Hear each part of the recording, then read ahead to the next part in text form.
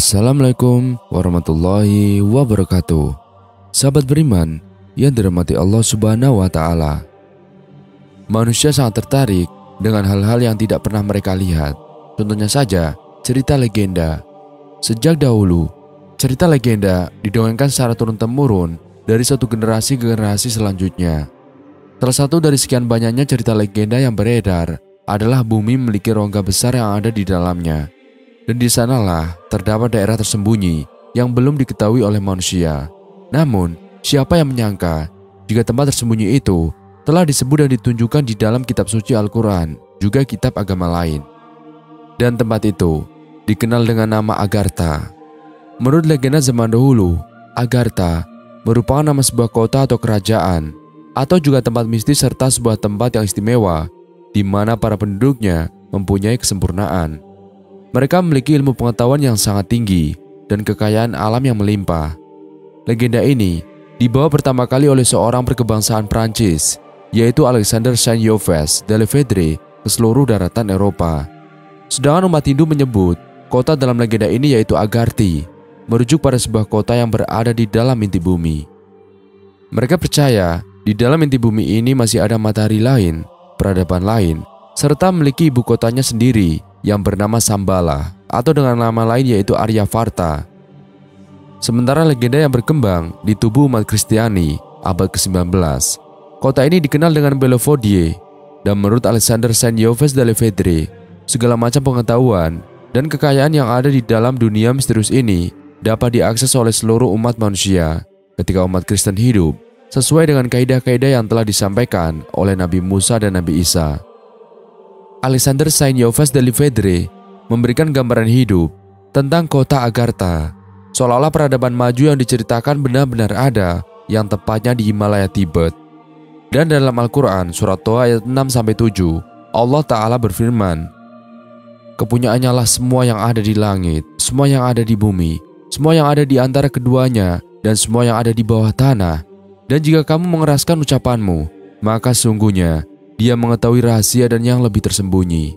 Dalam ayat tersebut, sembah disinggung tentang bawah tanah yang mengingatkan pada kota tersembunyi dengan tidak ada satu manusia pun tahu sejenis Agartha. Terkait dengan kota tersembunyi, ada kisah dalam Islam yang mempunyai korelasi dengan hal tersebut, yakni kisah mengenai Ya'juj dan Ma'juj. Al-Quran menggambarkan Ya'juj dan Ma'juj sebagai sebuah bangsa yang kuat, perusak, dan penindas. Oleh karena itu, bangsa yang merasa ditindas meminta Zulkarnain untuk membangun tembok penghalang dari celah pegunungan yang bisa dilewati oleh Ya'juj dan Ma'juj. Kemudian Zulkarnain membendung jalan keluar tersebut dengan biji besi yang dipanaskan dan dilapisi dengan lelehan tembaga. Seperti yang tertera di dalam Al-Quran surat Al-Kahfi ayat 95-97 yang berbunyi, mereka berkata, "Hai Zulkarnain, sesungguhnya Ya'juj dan Ma'juj itu orang yang membuat kerusakan di muka bumi. Maka dapatkah kami memberikan suatu pembayaran kepadamu, supaya kamu membuat dinding antara kami dan mereka?" Maka mereka tidak bisa mendakinya, dan mereka tidak pula bisa melubanginya. Kisah ini tentu tidak membenarkan adanya kota Agartha, namun setidaknya kisah ini mengisyaratkan bahwa terdapat tempat-tempat rahasia dan tersembunyi yang diisi makhluk mitologi yang tidak diketahui. Zulkarnain adalah sosok hamba soleh yang dikaruniai kehebatan oleh Allah, sehingga dapat menjinakkan kaum perusak bernama Ya'juj dan Ma'juj. Beliau seorang raja, sekaligus pengembara yang mampu mencapai timur dan barat. Namun perlu diingat, ayat-ayat tersebut bukanlah suatu pembenaran adanya Agartha atau adanya dunia lain di dasar bumi. Melainkan kisah Zulkarnain ini mengisahkan bahwa ada tempat-tempat rahasia dan tersembunyi berisi makhluk-makhluk lain, yakni makhluk mitologis yang kita tidak ketahui saat ini. Lebih lanjut, bahwa disebut-sebut dalam berbagai teori serta legenda, dahulu kala terdapat kota atau kerajaan yang dinamakan Agartha. Tempat ini dikaitkan dengan hal mistis, karena di kota tersebut konon katanya memiliki kehidupan yang sempurna, lebih sempurna dari kehidupan yang ada di permukaan bumi. Seorang okultis atau penganut kepercayaan supranatural asal Perancis, yaitu Alexander Saint-Yves de Lefebvre, merupakan orang pertama yang membawa legenda ini kepada bangsa Eropa saat itu. Sementara masyarakat India mempercayai adanya makhluk berkepala manusia dan berbadan ular yang sering menculik manusia untuk diubah menjadi sejenisnya atau dimakan. Dipercayai jika makhluk ini berada di Patala dan Bogavati. Kemudian ada yang percaya bahwa ini bisa dicapai di sumur Sesna, Banaras, India.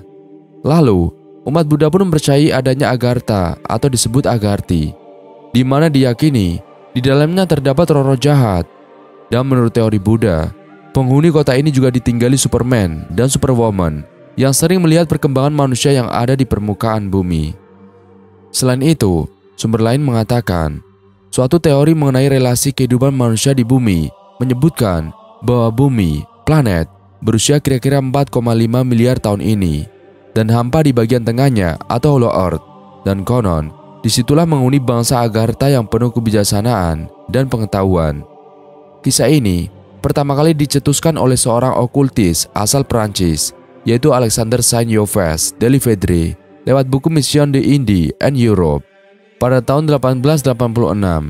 Dan buku tersebut diklaim Saint-Yves sebagai kesaksian yang meyakinkan terhadap keberadaan bangsa Agartha.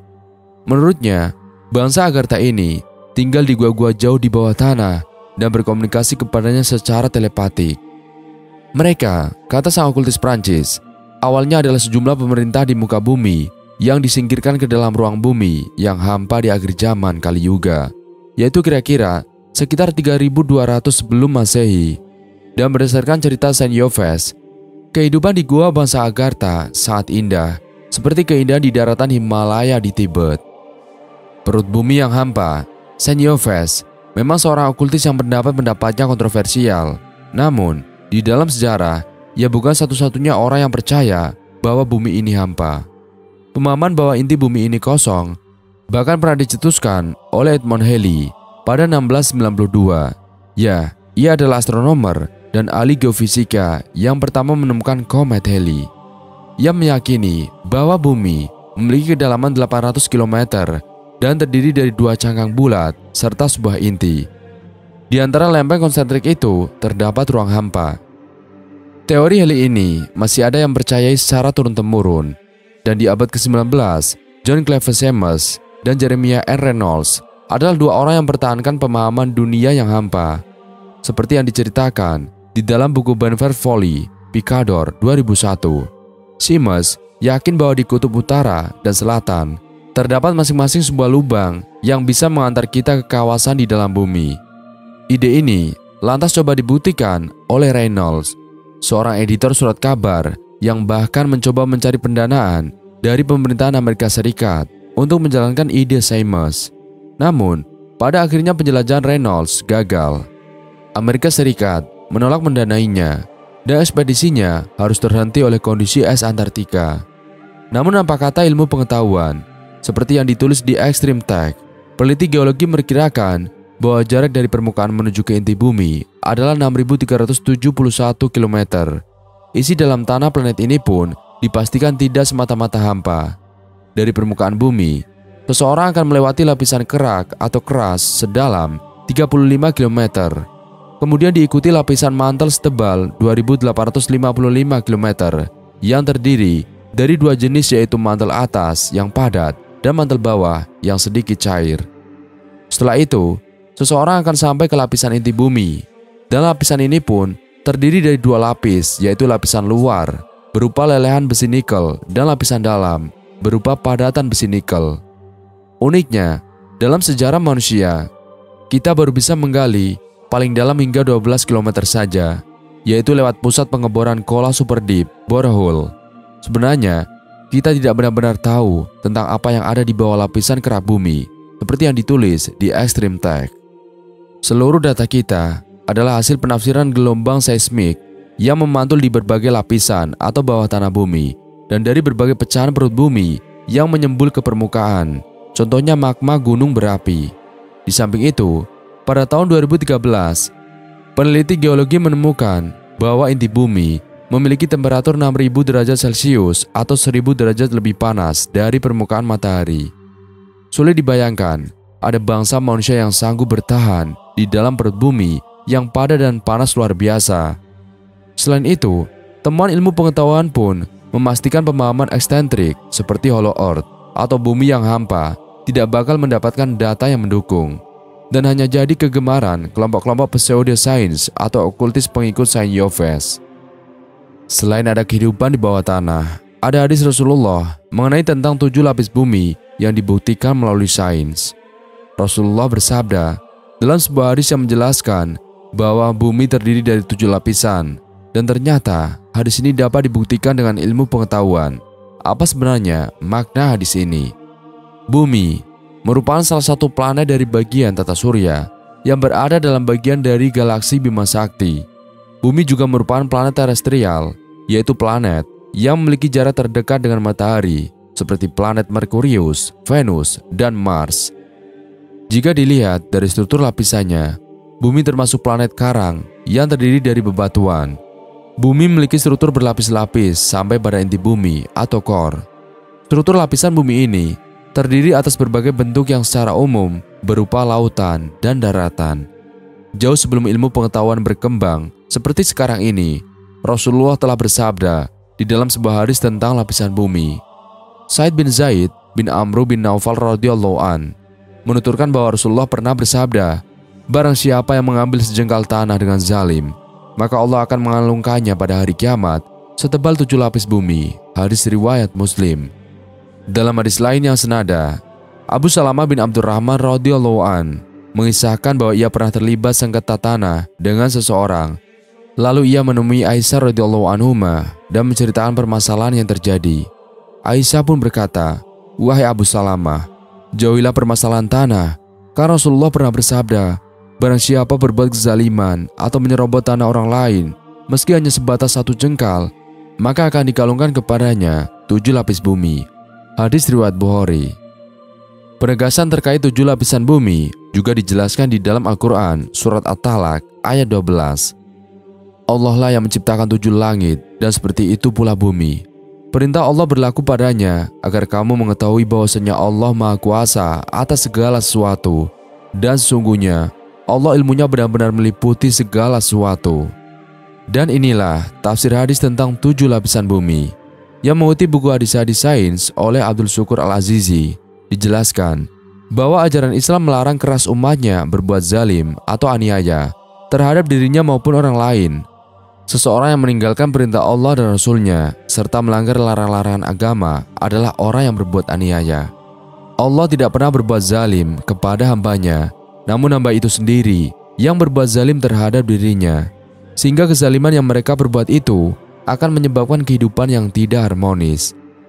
Salah satu bentuk kezaliman seseorang kepada orang lain ialah mencuri atau menyerobot tanah yang menjadi hak orang lain.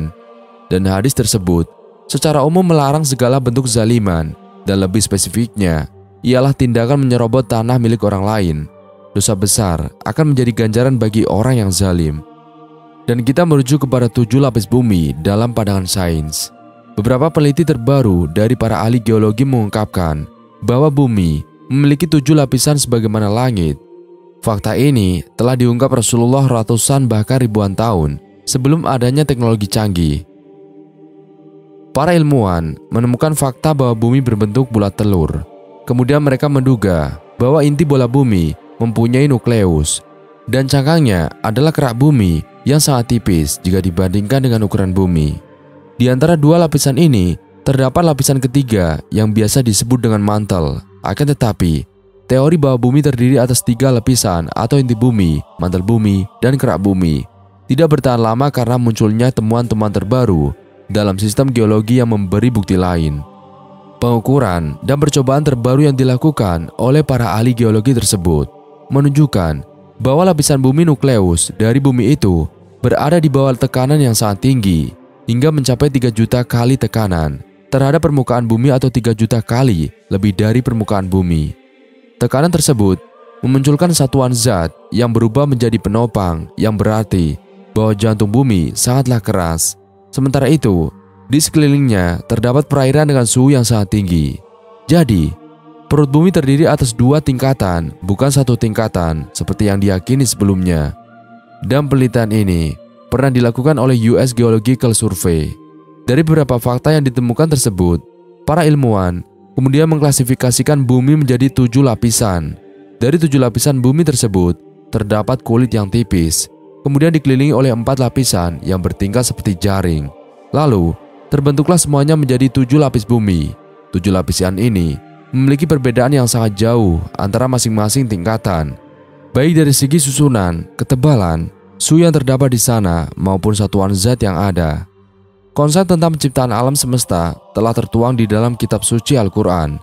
Firman Allah yang tidak hanya diturunkan sebagai kabar gembira, melainkan juga sebagai pedoman hidup manusia. Dalam Al-Quran, alam semesta didefinisikan sebagai Al-Alamin, yang mengutip buku filsafat lingkungan yang ditulis oleh Suryo Adi Safutro. Al-Alamin sering diidentifikasikan sebagai Ma Siwalah, semua yang selain Allah adalah alam. Adapun kata al-alam tidak dijumpai dalam bentuk tunggal atau mufrad di dalam Al-Quran dan disebutkan sebanyak 70 kali dalam frasa atau juga gabungan kata. Dengan kata lain, semua yang selain Allah, yang alam adalah dunia, organisme, dan spesies seperti manusia, tumbuh-tumbuhan, binatang, maupun benda lain yang bersemayam di alam semesta. Irfan Latifullah menyebutkan di dalam bukunya Kun Fayakun Latakun, menyegarkan kembali gagasan Islam. Allah menciptakan alam semesta dan seisinya dalam 6 tahapan. Proses panjang tersebut telah terangkum di dalam Al-Quran Surat An-Nazi'at ayat 27-33. Masa pertama adalah penciptaan alam, kemudian alam semesta mengembang dan menjadi sempurna. Barulah disusul oleh penciptaan tata surya termasuk bumi. Lantas penghamparan bumi agar layak dan dapat ditinggali. Oleh karena itu, Allah mengirimkan air ke bumi dan menumbuhkan tumbuh-tumbuhan. Lantas, muncul pertanyaan mengapa Allah memerlukan waktu yang cukup lama dan bertahap, padahal Allah memiliki kekuasaan penuh apabila menciptakan sesuatu. Meskipun pada dasarnya, Allah dapat menciptakan sesuatu dalam sekejap, yakni dengan kun fayakun. Ternyata, terdapat makna lain di balik penciptaan alam semesta. Allah mengatur penciptaan alam semesta sedemikian rupa, agar manusia sebagai makhluk hidup yang suka tergesa-gesa dan tidak sabar, untuk belajar bersabar dan menikmati proses.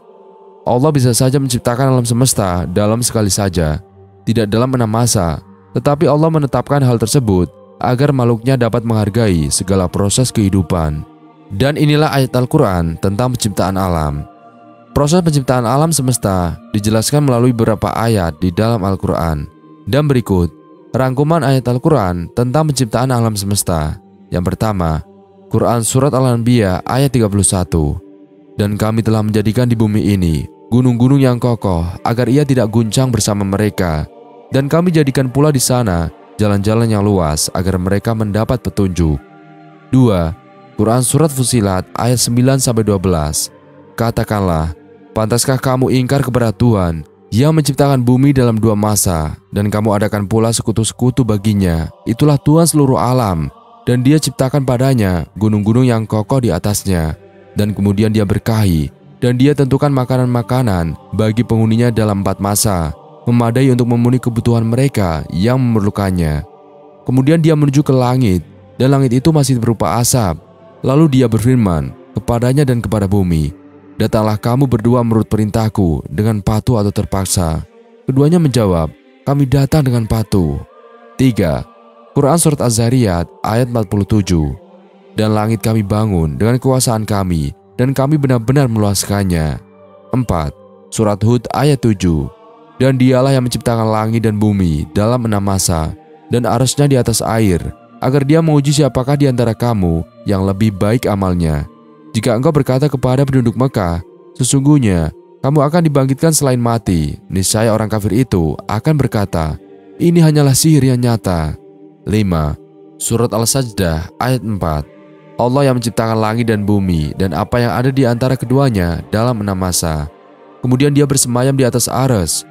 Bagimu tidak ada seorang pun penolong maupun pemberi syafaat selain Dia. Maka, apakah kamu tidak memperhatikan? 6. Surat At-Tolak ayat 12. Allah yang menciptakan 7 langit dan dari penciptaan bumi juga serupa. Perintah Allah berlaku padanya agar kamu mengetahui bahwa Allah Maha Kuasa atas segala sesuatu dan ilmu Allah benar-benar meliputi segala sesuatu. Demikian ayat-ayat Al-Quran yang menjelaskan tentang penciptaan alam semesta termasuk bumi dan seisinya. Makna dibaliknya mengajarkan manusia untuk beriman kepada Allah dan juga senantiasa menjaga alam semesta serta seisinya sebagai bagian dari ciptaan Allah Ta'ala. Lantas, apakah manusia bisa hidup di bawah tanah? Dikutip dari Science Alert, kebanyakan orang bersedia pergi ke bawah tanah hanya untuk waktu yang singkat. Namun, gagasan untuk hidup di bawah tanah secara permanen jauh lebih sulit untuk ditoleransi beberapa orang lainnya. Berada di bawah tanah di ruang terbatas dapat memicu klaustrofobia dan ventilasi yang buruk. Manusia tidak bisa hidup di bawah tanah, dan secara biologi, fisiologis tubuh kita tidak dirancang untuk hidup di bawah tanah, kata Will Hunt atau penulis Underground, A Human History of the World, Beneath of Earth. Manusia yang terlalu lama tinggal di bawah tanah tanpa terpapar sinar matahari dapat tidur hingga 30 jam dalam sekali waktu. Gangguan pada ritme sirkadian tersebut kemudian dapat menyebabkan berbagai masalah kesehatan. Risiko lain dalam kehidupan bawah tanah adalah banjir karena perubahan iklim menjadi cuaca menjadi lebih ekstrim. Konstruksi untuk membangun tempat tinggal di bawah tanah biasanya membutuhkan material yang lebih berat dan mahal, sehingga dapat menahan tekanan di bawah tanah. Selain itu, konstruksi tempat tinggal agar bisa dihuni manusia ini pun juga harus diukur melalui survei geologi yang ekstensif sebelum penggalian dapat dimulai. Tak hanya konstruksi tempat tinggal, suhu di bawah tanah juga harus diperhatikan agar manusia bisa menghuninya. Sebab, ternyata suhu juga dipengaruhi oleh apa yang terjadi di atas tanah. Sebuah studi tentang distrik bisnis Chicago Loop menemukan bahwa suhu telah meningkat secara dramatis sejak tahun 1950 karena lebih banyak infrastruktur penghasil panas yang dibangun di area yang sama, seperti stasiun parkir, kereta api, dan ruang bawah tanah. Lebih lanjut, agar lingkungan bawah tanah dapat diterima oleh orang-orang, area tersebut harus aman dan terjamin memiliki cahaya alami, ventilasi yang baik. Konsep tinggal di bawah tanah ternyata sudah dilakukan oleh orang-orang, bahkan di masa lalu. Di era modern, terdapat kota pertambahan opal Cooper Pedy di Australia Selatan, yang 60% populasi hidup di bawah tanah. Saat musim panas, suhu di sana bisa mencapai 52 derajat Celcius, menyebabkan burung berjatuhan dari langit dan peralatan elektronik rusak. Sementara musim dingin, hingga 2 derajat Celcius, namun di ruang bawah tanah, suhu bisa konsisten 23 derajat Celcius. Di bawah tanah ini, mereka bahkan memiliki rumah yang mewah dengan ruang lounge yang nyaman dan bahkan kolam renang. Rumah harus setidaknya 2,5 meter di bawah permukaan untuk mencegah tanah runtuh. Sedangkan di peradaban di bawah tanah yang berasal dari masa lalu adalah kota Deringkuyu. Dibangun pada awal 2000 sebelum Masehi. Kota terdiri dari jaringan terowongan 18 lantai, mencapai 76 meter di bawah permukaan. Lalu, ada 15.000 lubang sebagai ventilasi yang menyebarkan cahaya ke kota yang menampung sebanyak 20.000 orang ini. Kota Derinkuyu digunakan hampir selama ribuan tahun sebagai tempat berlindung selama masa perang. Akan tetapi, kota tiba-tiba ditinggalkan pada 1920-an dan suhu di bawah tanah tetap stabil, yaitu 13 derajat Celcius. Sehingga saat ini, beberapa terowongan digunakan untuk menyimpan peti pir, kentang, lemon, jeruk, apel, kol, dan lain-lain. Dan sekian video kali ini. Kurang lebihnya kami mohon dimaafkan. Yang benar, datanya dari Allah Subhanahu wa Ta'ala. Khilaf atau keliru, datanya dari saya pribadi. Wassalamualaikum warahmatullahi wabarakatuh.